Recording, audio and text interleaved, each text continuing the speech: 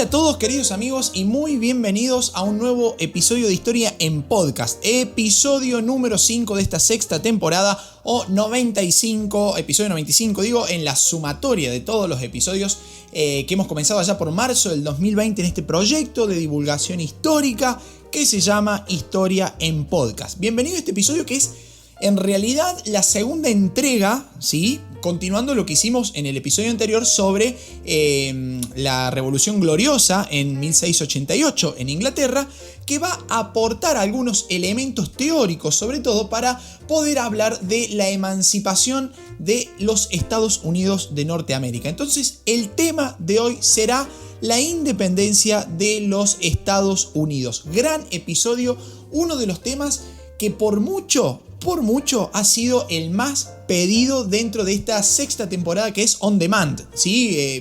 Ustedes proponen los temas a través del formulario que está en el link de la descripción de este episodio. Increíble la cantidad de mensajes y sobre todo me llamó la atención cómo han pedido hablar de la independencia de Estados Unidos y de la guerra civil en Estados Unidos, que va a ser el próximo episodio que vamos a estar subiendo aquí en Historia en Podcast. ¿Sí? Hay muy poco material en español, me dijeron algo así en cuestión de podcast sobre todo. ¿Sí? Libros hay muchísimos, pero no siempre todos tenemos ni el afán, ni el gusto, ni el tiempo para poder leer todo lo que hay escrito sobre esta verdadera buenísima temática, vamos a decir así, porque la verdad que es una temática muy buena, historia estadounidense, que además me gusta mucho, me apasiona y que he tenido un desafío porque hay que condensarla en un episodio de aproximadamente, como siempre digo, 30-40 minutitos y hacerlo de forma agradable para que todos puedan entender de qué estamos hablando. Después nosotros aquí le damos el acceso directo a la información, ustedes después pueden profundizar en todo lo que quieran porque son todos temas muy populares y sobre los cuales se ha escrito mucho. Ese es el objetivo de Historia en Podcast, divulgar la historia, hacerla fácil para todos aquellos que sobre todo no vienen del palo histórico. Así que queridos amigos, siéntense, relájense, si están caminando, paseando la mascota, haciendo ejercicio, bicicleta, lo que fuere, disfruten de este episodio que he armado especialmente para ustedes que han sido los que lo han pedido y lo han solicitado. Así que allá vamos. Ya hemos visto nosotros el proceso revolucionario inglés, la Glorious Revolution, que supo poner en valor tres tipos diferentes de soberanía. Repasemos, ¿sí? Lo que hemos dicho en el episodio anterior. La soberanía popular, ¿sí? Con la Cámara de los Comunes, la soberanía aristocrática con la Cámara de los Lores y la soberanía monárquica, ¿sí? Con la presencia de la monarquía, ¿sí? Esa monarquía que está controlada por un parlamento. Pero bien, mientras eso sucedía a fines del siglo XVII en Inglaterra, ¿sí? En el siglo XVIII, en las colonias inglesas en Norteamérica, la situación se iba a volver un poco tensa. ¿Qué estaba pasando en esas colonias inglesas en Norteamérica? Bueno, la apropiación del espacio y de los recursos que hicieron los ingleses en la parte norte de América, ¿sí? Nosotros ya la hemos desarrollado en la segunda temporada de Historia en Podcast, así que la pueden buscar ahí.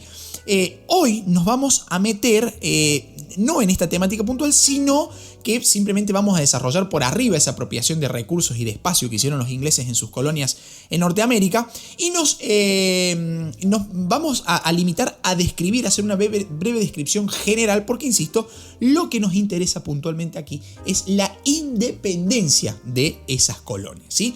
Esas colonias inglesas en Norteamérica que estaban ubicadas en la costa este, ¿sí? Formando las famosas 13 colonias, ¿sí? Que ordenadas por su ubicación geográfica de norte a sur, digamos, eran Massachusetts, New Hampshire, Rhode Island, Connecticut, New York, Pensilvania, New Jersey, Delaware, Maryland, Virginia, Carolina del Norte, Carolina del Sur y Georgia. Esas 13 colonias eran un grupo de asentamientos coloniales británicos fundadas entre los siglos XVII y XVIII con sistemas legales, vamos a decir, muy similares, ¿sí? Entre sí, fundadas por colonos procedentes de Gran Bretaña, en su mayoría protestantes de habla inglesa que huían de las persecuciones religiosas que ya hemos visto en el episodio anterior que se estaban desarrollando en su país natal después de la Revolución Gloriosa o la Glorious Revolution del año 1688. Pero hasta acá todo lindo, todo fácil, ¿sí? El gran problema va a comenzar a asomarse, va a empezar, digamos así, como un iceberg, ¿vieron? Bueno, después de la guerra que va a enfrentar a Inglaterra con Francia entre los años 1756 y 1763, la famosa Guerra de los 7 años. Resulta que estas dos potencias, tanto Inglaterra como Francia, se disputaban el control territorial y económico de las colonias de la India y de Norteamérica, ¿sí? La guerra, no me voy a meter a describir la guerra, ¿sí? Pero digo, va a terminar finalmente con la victoria de los ingleses, lo cual le va a permitir asegurarse el control sobre los territorios que estaban en disputa, ¿sí? Consolidando así a Inglaterra como la gran potencia imperial. Y va a ser justamente ahí cuando hay un cambio en la política imperial británica. ¿Qué sucede?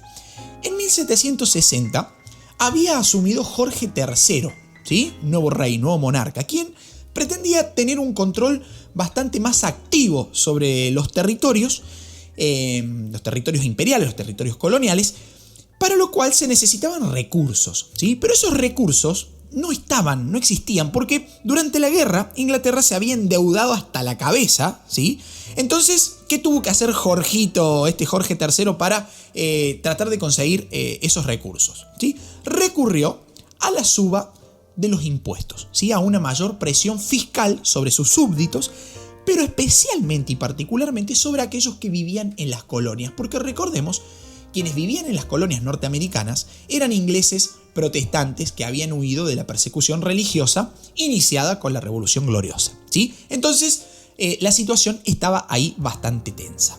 Así que el Parlamento británico empezó a crear impuestos que recaían sobre todo sobre las colonias y sus habitantes. La ley de azúcar, por ejemplo, que gravó a productos como el azúcar, el vino, el café, la seda, el lienzo, productos muy utilizados en la vida colonial, ¿sí? De hecho lo hizo, ¿sí? Va a generar un impuesto sobre esos productos que eran comprados a colonias francesas de la zona de las Antillas, ¿sí? También ahí se va a destacar una famosísima ley, pueden googlearla siquiera porque la verdad que va a ser la ley que medio que va a romper todo el equilibrio, el escaso equilibrio que existía entre los habitantes de la colonia e Inglaterra, digamos, ¿no? Que va a ser la ley de estampillas del año 1765. Esta va a ser la ley, el impuesto que más rechazo causó entre los habitantes de las colonias. Y se llamó así, ley de estampillas, porque obligaba a los colonos a pagar impuestos sobre el uso de materiales impresos, ¿sí? Como documentos legales, como diarios, revistas, incluso hasta los naipes quedaban grabados por esta ley de estampillas. Y para demostrar que se había pagado el impuesto, todos esos productos, ¿sí? Debían llevar pegada una estampilla. Por eso se le conoció como la ley de estampillas, ¿sí? Periodistas, abogados, sacerdotes, colonos en general, digamos, se enardecieron, se enojaron con este impuesto, lo rechazaron públicamente. Y los comerciantes, por su parte, decidieron no importar más nada que viniera de Gran Bretaña. Algo así como un boicot, diciendo, sí, ¿me vas a cobrar impuesto por tus cosas? Listo, perfecto, no las compro. Y chao, ¿cuál es el problema? Veremos a dónde las conseguimos, ¿sí? Y aunque parezca una pavada, este tema de los impuestos trajo aparejado un problema político terrible que va a terminar con la independencia de las colonias norteamericanas. Vamos a ver el porqué, el proceso, el cómo, digamos, ¿sí? Resulta que estos colonos de América del Norte, ¿sí? Los colonos habitantes de las colonias inglesas en América del Norte, comenzaron a reclamar mayor representación en el Parlamento británico. ¿Qué decían los tipos? Decían, ¿cómo pueden aumentarnos los impuestos si ni siquiera nos consultan? ¿Sí? Entonces los tipos exigían estar representados en el Parlamento inglés. ¿Saben cuál fue la respuesta de los parlamentarios ingleses ante este pedido de los colonos? Usaron una palabra muy siglo XXI, digamos, muy cuarentena, muy pandemia COVID. Los tipos dijeron, no se preocupen porque están representados de manera virtual. Sí, eso le respondieron, aunque parezca increíble. No significaba que los colonos se unían por Zoom o por Google Meet a las asambleas parlamentarias, sino que, atención a esto, los propios parlamentarios ingleses, según ellos, tenían en cuenta los intereses de los colonos a la hora de legislar. Este es el ponele más grande de la historia de la humanidad, digamos, ¿no? ¿Qué sucede? Los colonos en sus territorios tenían asambleas en las que decidían sobre los asuntos internos de cada colonia, fijaban impuestos, administraban justicia, todo, ¿sí? Es decir, sus miembros tenían un vínculo directo con la población y con la comunidad a la cual representaban. Entonces, esa representación virtual que dijeron los parlamentarios ingleses entró en choque con esta representación directa que los colonos estaban utilizando en sus colonias. Entonces, poco a poco, los colonos comenzaron a reclamar participación directa también en el Parlamento inglés, bajo la consigna no hay tributación sin representación. Sí, si nos quieren cobrar impuestos, déjenos entrar al mundo político, ¿sí? Pasándolo en claro, para que un impuesto entrara en vigencia debía ser aceptado previamente por las asambleas coloniales y no por medio de un parlamento lejano, ¿sí?, en el que los colonos no estaban representados, ¿sí? Y si toda esta cuestión había traído problemas en las relaciones entre la colonia y la metrópoli, en el año 1773 el conflicto se profundizó más. Resulta que el Parlamento inglés impuso en ese año la ley del té. Esto puede sonar conocido porque generalmente se ve en educación secundaria, pero bueno, es interesante esta cuestión de la ley del té.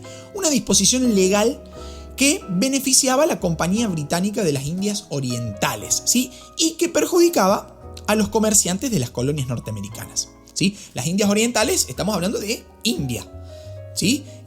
Mientras que se dejaba en segundo lugar a las colonias norteamericanas. La cosa se va a poner mucho más fea cuando un grupo radicalizado de la ciudad de Boston, ¿sí?, conocidos como los Hijos de la Libertad, ¿sí?, miren el nombre, ¿no? Y cuántas analogías podríamos establecer hoy aquí en Argentina.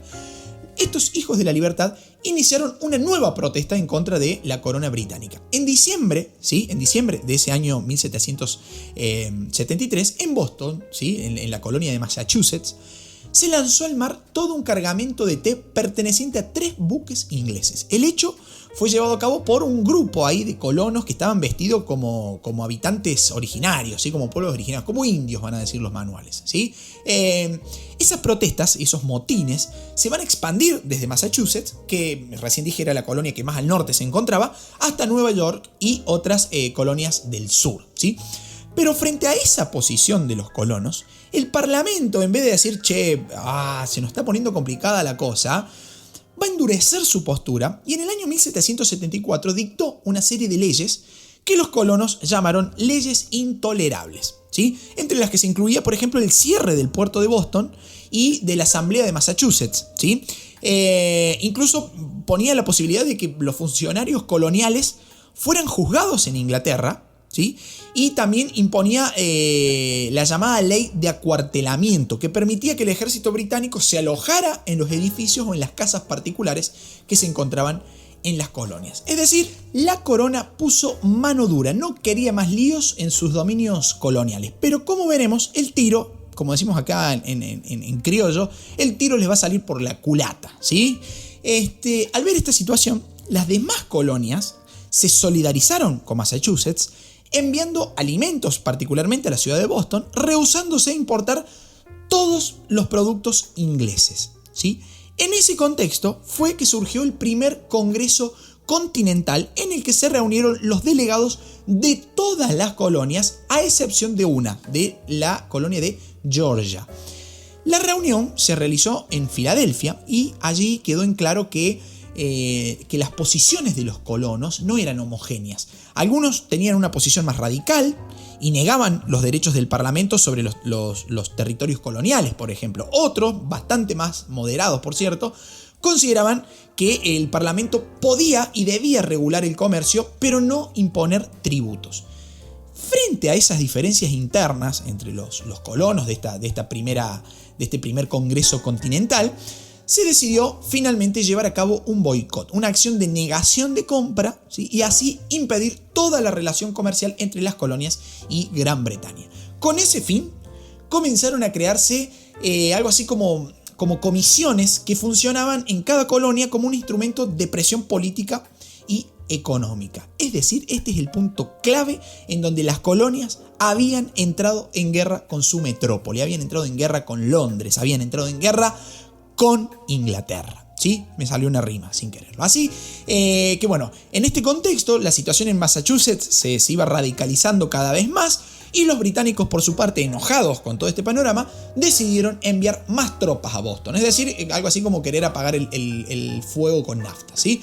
Los colonos, lejos de rendirse ante el poder imperial, comenzaron a preparar sus propias milicias y a reunir provisiones militares. Finalmente, en abril del año 1775, ambos grupos, ¿sí?, se enfrentaron en las batallas de Lexington y de Concord, en las que perdieron la vida más de 350 personas y en la que salieron vencedoras las fuerzas coloniales.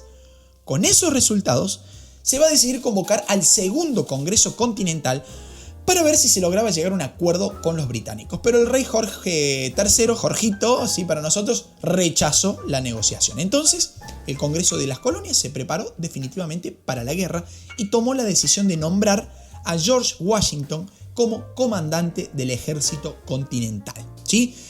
Fue así que frente a estos acontecimientos, frente a los reclamos de autonomía de las colonias y frente a la intransigencia, digamos, con la que la corona inglesa trató el asunto, ¿sí?, redoblando sus esfuerzos de guerra, comenzó a surgir la idea de establecer un gobierno propio, ¿sí? A ver, las colonias dijeron, che, seamos independientes del parlamento inglés, seamos independientes de la corona, ¿sí? Es decir, los colonos vieron la posibilidad de dejar de ser súbditos para convertirse en un estado independiente. Y para justificar sus pretensiones, los colonos, y acá viene lo importante, recurrieron a las ideas que habían surgido en la propia Inglaterra durante la Guerra Civil y durante la República de Cromwell.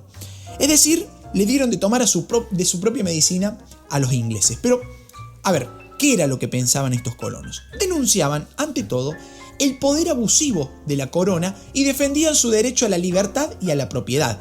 Al mismo tiempo, consideraban que el gobierno debía representar a todos los gobernados. Y si nos ponemos a hilar fino, muy fino, digamos, vemos que estas reivindicaciones coincidían con las ideas de John Locke sobre los derechos naturales de las personas y los límites al poder. Por eso lo desarrollé en el episodio anterior, ¿sí? Bueno, finalmente, el 4 de julio del año 1776, el Congreso Continental firmó la Declaración de la Independencia de los Estados Unidos de Norteamérica. El acta de declaración de la independencia tuvo como principal autor al gran Thomas Jefferson, ¿sí?, uno de los líderes revolucionarios, quien además de escribir el acta, digamos, de la Declaración de la Independencia, fue quien se la entregó al Congreso, marcando así el inicio, si se quiere, de la independencia de Estados Unidos. Como dato curioso, ¿sí?, la independencia de Estados Unidos se declara el 4 de julio de 1776. Pero el primer documento de gobierno de los Estados Unidos fue un acta de la Confederación del año 1777. Es decir, un año después vamos a tener el primer documento oficial de gobierno.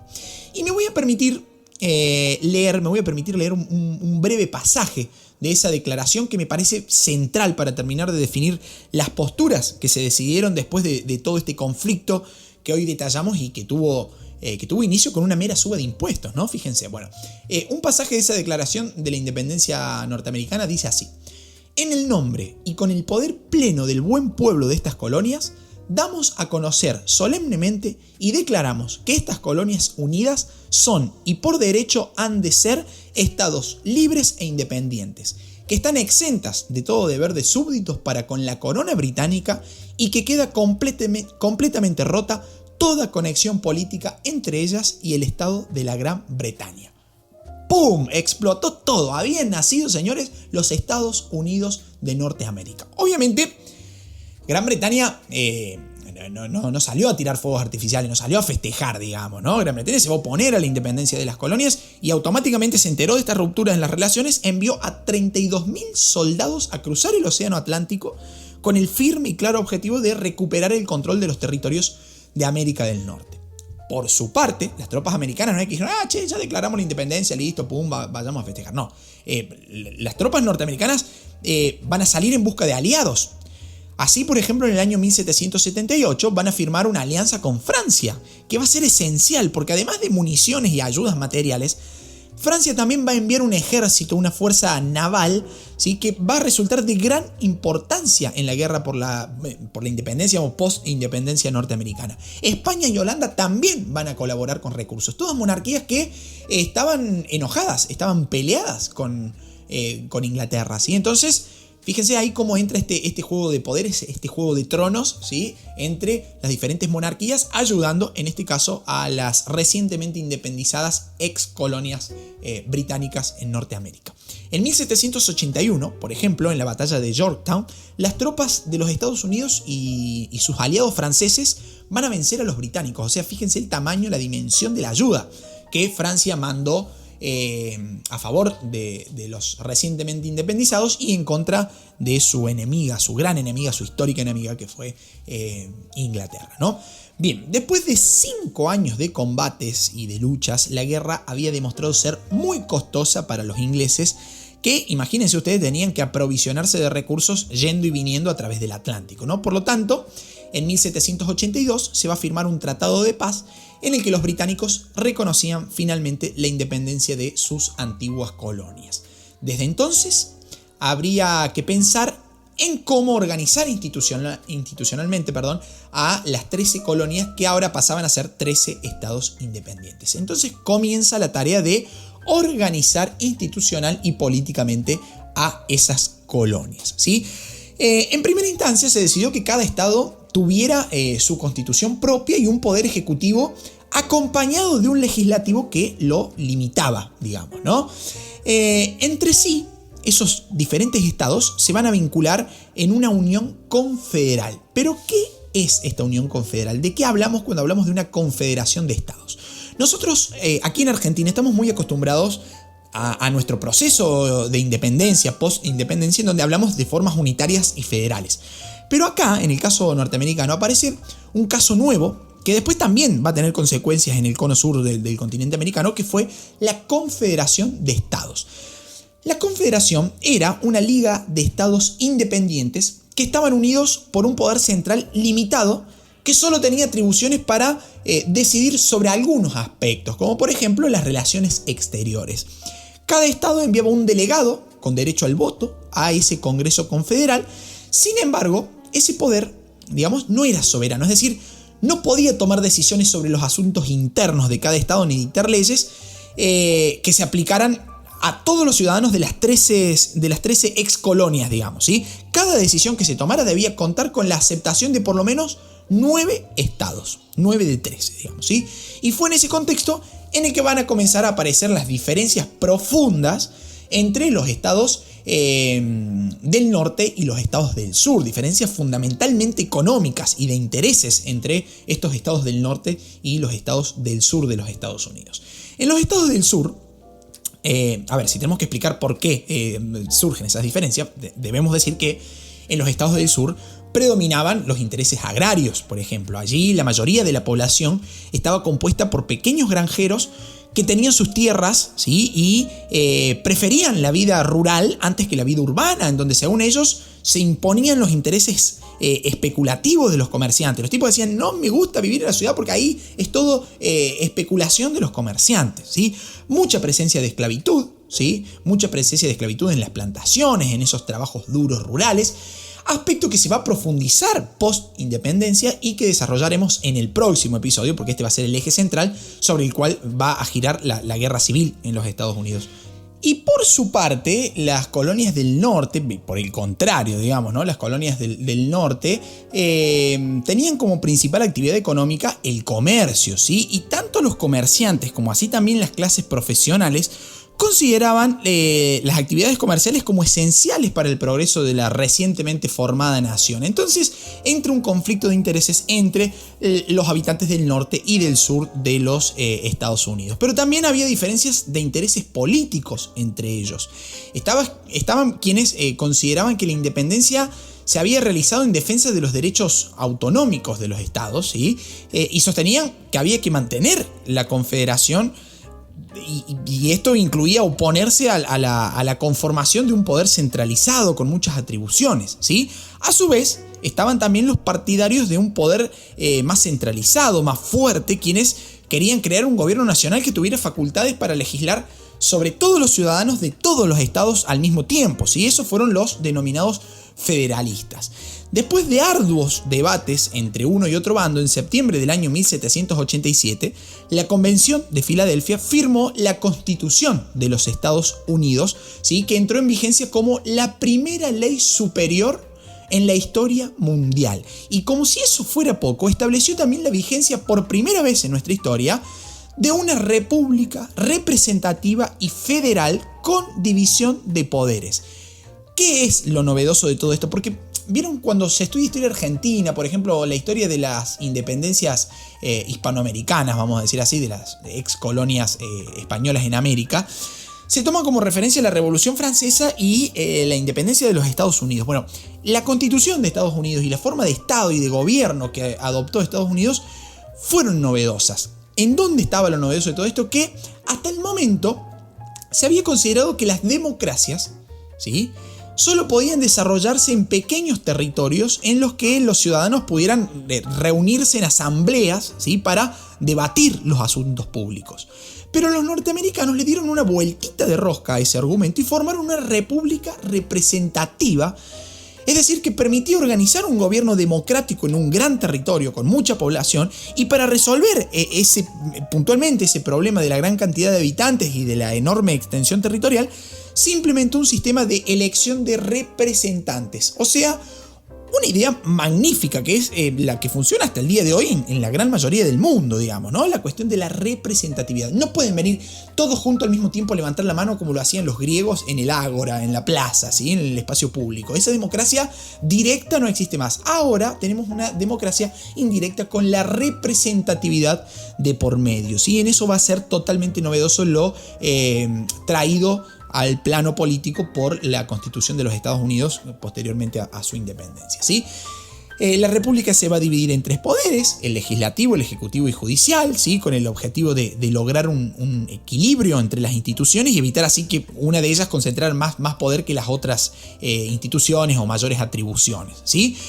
El federalismo, por su parte, también fue toda una novedad institucional, ya que formaba un gobierno central, postulaba formar un gobierno central fuerte, pero combinado con los reclamos de participación de cada estado, ¿sí?, y atendiendo particularmente a esos reclamos de participación de los estados, que a su vez eran independientes y sancionaban sus propias constituciones.